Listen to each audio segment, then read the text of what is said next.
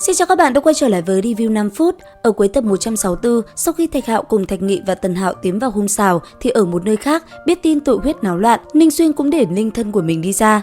Không lâu sau, hình ảnh Thạch Hạo cô đơn trên một gốc cây cổ thụ xuất hiện, mang theo ánh mắt buồn, anh ấy khẽ nhìn xuống bên dưới. Lặng im một hồi, Thạch Hạo bất chợt đứng dậy, sau đó con mắt đột nhiên phát sáng, phù văn theo đó cũng liền tỏa ra ánh sáng rực rỡ. Bên trong cơ thể, ánh vàng rất nhanh đã bạo phát, sau đó bao phủ lấy Thạch Hạo, cứ thế nó không ngừng thiêu đốt cơ thể anh ấy. Và rốt cuộc, sau một hồi, lớp da thịt bên ngoài cơ thể Thạch Hạo cũng bị đốt cháy để lộ ra hình dáng khi xưa với gương mặt cứng cỏi. Vận mái tóc cùng gương mặt ấy, thế nhưng Thạch Hạo bây giờ đã trưởng thành hơn xưa rất nhiều, dáng vẻ lạnh lùng tràn ngập trong ánh mắt. Nhìn ngắm cơ thể này một chút, Thạch Hạo khẽ thở dài, bất chợt ánh mắt nhìn xuống dưới, Thạch Hạo phát hiện ra có một thân ảnh đang bước tới. Ở phía dưới, Tần Hạo thấy thế, hắn ta ánh mắt kinh ngạc cũng lập tức nhìn về phía trước mà không nói thành lời. Nhìn thân ảnh đang sững sờ kia, thanh âm Thạch Hạo vang lên nói: "Nhìn thấy ta còn không gọi một tiếng ca ca là sao?" Nghe vậy, Tần Hạo lặng im một chút, sau đó hắn ta phấn khích chạy về phía Thạch Hạo rồi đập tay với anh trai mình một cái thật mạnh. Cứ thế, hai anh em gặp lại nhau trong niềm vui sướng vô bờ. Rất nhanh, hai người đã liền cùng nhau trò chuyện và hỏi thăm nhau những chuyện xảy ra trong thời gian vừa qua.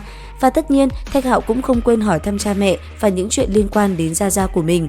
Trò chuyện một hồi, Tần Hạo cùng Thạch Hạo cũng liền tỉ thí với nhau một chút. Trên đỉnh một ngọn núi được cắm một thanh kiếm cổ, trên người Tần Hạo những chiếc dây leo rất nhanh đã trồi lên và phóng thẳng về phía Thạch Hạo.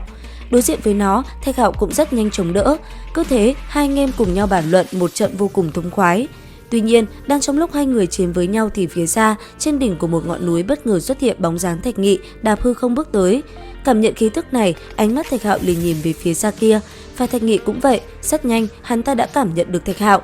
Nhất thời, một luồng kinh khí đã liền tỏa ra, sau đó mở ra con mắt trùng đồng, chiếu rọi chư thiên, thanh âm Thạch Nghị vang lên nói: "Đệ đệ tốt, chúng ta lại gặp nhau rồi. Ngươi quả nhiên còn ở đây. Ân oán giữa chúng ta hôm nay nên kết thúc rồi. Ta cũng đang có ý này." Dứt lời, thân ảnh Thạch Hạo cũng liền phóng thẳng lên trời cao, ánh sáng vàng rực rỡ cùng phù văn cũng lập tức chiếu rọi khắp nơi này. Thế vậy, Thạch Nghị cũng phóng người lên, thân ảnh đứng giữa con mắt trùng đồng mạnh mẽ. Cứ thế, bầu trời liền được chia làm hai nửa. Ở bên ngoài, một vài chủ nhân của những giáo lớn nhìn qua cánh hoa tiên đạo, thấy tràng cảnh ba huynh đệ nhà họ Thạch xuất hiện thì kinh ngạc. Bất chợt, một người thở dài nói: "Hy vọng bọn họ chiến với nhau, nếu không Lục Quan Vương đang chạy tới, lúc đó sẽ không ổn." Cũng trong lúc này, bên trong hung xào, cảm nhận được khí thế của tội huyết bạo dâng, Lục Quan Vương Ninh Xuyên rốt cuộc cũng đã tới. Sau đó, thanh âm hắn ta vang lên nói: "Ta tới là vì đời sau tội huyết, những người khác lui về sau." Nghe vậy, Thạch Hạo cùng Thạch Nghị và Tần Hạo đều quay đầu về phía bên kia, từ trên người họ bất chợt có ba luồng ánh sáng phóng lên trời cao. Nhất thời, ba chữ tội khổng lồ tỏa ra khí tức khủng bố chiếu rọi chư thiên.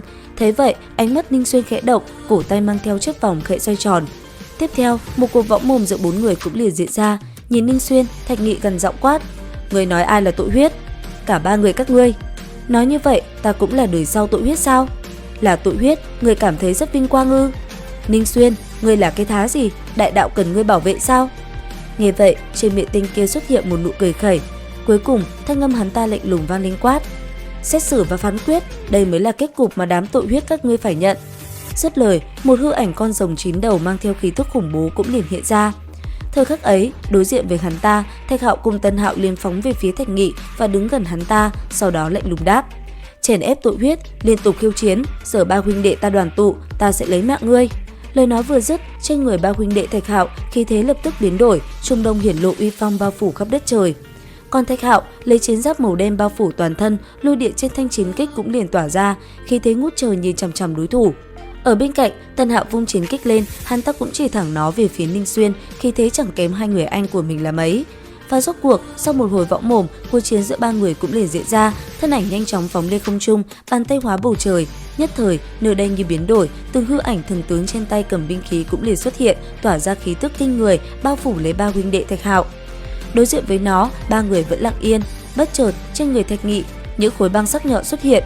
Ở bên cạnh, từng sợi dây mang theo ánh vàng trên người Tần Hạo cũng tỏa sáng, cũng liền trồi lên lơ lửng giữa không trung. Thế vậy, Thạch Hạo cũng động thân, một tòa động thiên khổng lồ sau lưng mang theo luồng lôi điện mạnh mẽ cũng bạo phát. Sau đó chỉ trong tích tắc, cả ba huynh đệ cũng đồng thời phóng thẳng về phía trước cùng Ninh Xuyên giao chiến. Nhất thời, một cuộc chiến khốc liệt cũng liền diễn ra. Lúc này đây, bốn người tựa như bốn vị thần cổ đại, không ngừng lao vào nhau chiến đấu. Đất trời lúc này như muốn rung rẩy, từng loại bảo thuật mạnh mẽ cũng được tung ra. Vừa đánh, bốn người cũng vừa võng mồm vô cùng quyết liệt.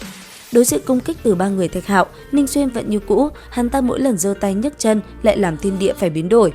Có thể nói, hắn ta là cực kỳ mạnh mẽ, đối đầu với sự liên thủ giữa ba người Thạch Hạo, hắn ta thậm chí còn trên cơ một chút. Nhất thời, hắn ta có thể áp chế được Thạch Nghị trong hư ảnh hung thú, khóa chặt Tần Hạo trong xiềng xích, bắt Thạch Hạo phải đắm chìm vào huyễn cảnh. Thế nhưng rất nhanh, ba huynh đệ Thạch Hạo cũng thoát ra được. Ngay lập tức, bọn họ cũng bắt đầu dùng toàn lực của mình. Nhất thời, trên giáp lôi đế trên người Thạch Hạo tỏa ra lôi điện mạnh mẽ cũng liền xuất hiện. Cầm chiến kích trong tay, Thạch Hạo tựa như một vị ma thần hàng lâm, khí thế quân lâm thiên hạ hiện ra. Ở bên cạnh, Tần Hạo toàn thân tỏa ra ánh vàng, chiến kích trên tay cũng chỉ thẳng về phía trước. Còn Thạch Nghị trung đông khai mở, khí thế mạnh mẽ bao phủ khắp thiên địa. Cầm trên tay ba cây chiến kích, ba người lạnh lùng cứ thế tiến về phía trước. Đối diện với ba người, Ninh Xuyên cũng phải cảm thán, ba tên tội huyết này rất mạnh, thế nhưng tội huyết cũng chỉ là thứ dơ bẩn mà thôi, hắn sẽ thay trời hành đạo. Dứt lời, bảo thuật trên người Ninh Xuyên cũng bạo phát. Trong khoảnh khắc va chạm, một cánh tay của Ninh Xuyên đã loang lổ vết máu, bả vai cũng bị đâm trọng thương.